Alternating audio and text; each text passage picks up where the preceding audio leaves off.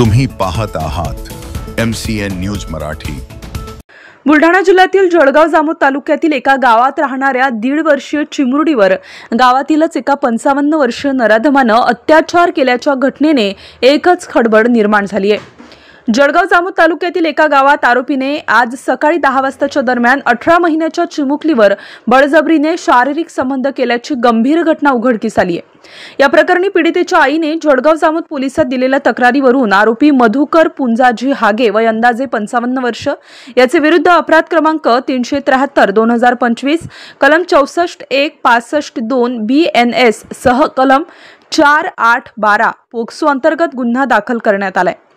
आरोपी यास अटक केली असून पुढील तपास पोलीस निरीक्षक श्रीकांत निचळ यांच्या मार्गदर्शनाखाली सहाय्यक पोलीस निरीक्षक नागेश मोहोळ हे करीत आहेत। MCN न्यूज मराठी करिता गजानन सोनटक्के, जळगाव।